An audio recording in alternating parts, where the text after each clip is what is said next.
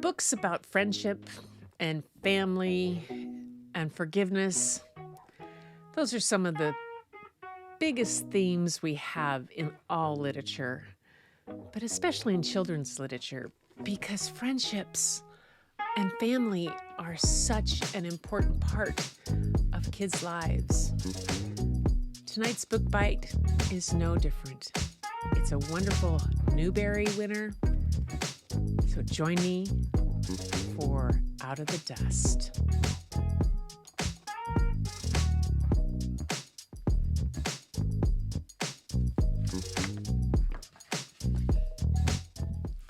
Hey, hi, it's Gretchen. How are you tonight? Oh my goodness. It is just day 10 of NodPodPoMo, and I have a book to share with you tonight that is very special. The Newbery Medal winner, Out of the Dust, is a book that's written in free verse. So when you open it, it looks like a poem. My students always looked at it and said, woohoo, this ought to be easier to read.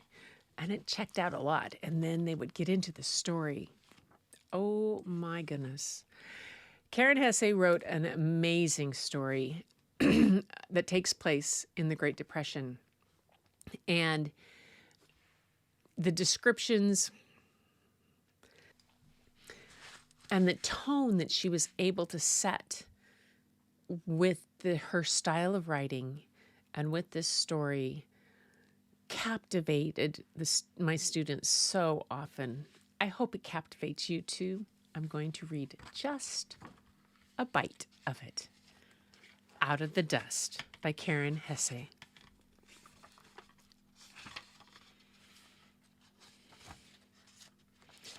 Beginning, August 1920. As summer wheat came ripe, so did I. Born at home on the kitchen floor, Ma crouched, barefoot, bare-bottomed, over the swept boards, because that's where Daddy said it'd be best. I came too fast for the doctor, bawling as soon as Daddy wiped his hand around inside my mouth.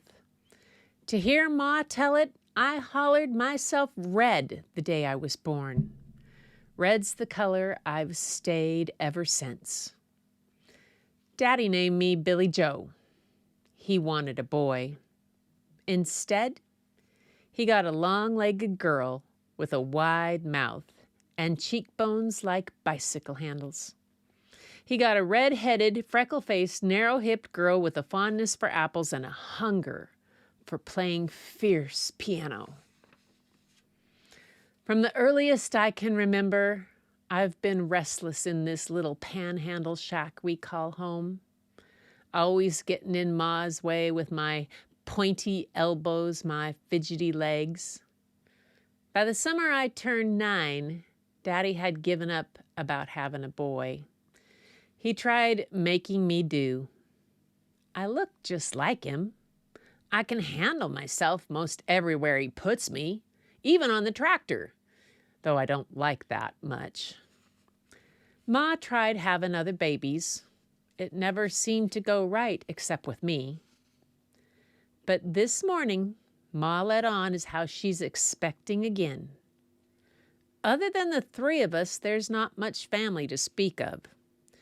Daddy, the only boy Kelby left since Grandpa died from a cancer that ate up the most of his skin, and Aunt Ellis, almost 14 years older than Daddy, and living in Lubbock, away south of here and a whole world apart to hear Daddy tell it.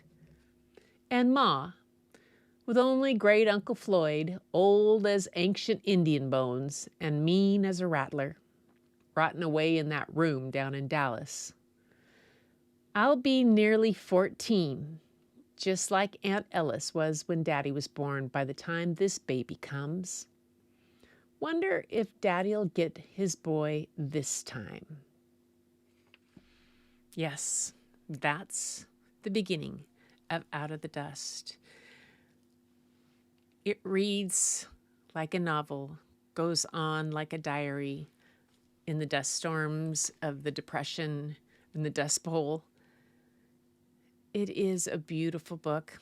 I know I say that a lot about them, but that's what Book Bites is all about, bringing you great pieces of literature that are well worth your time.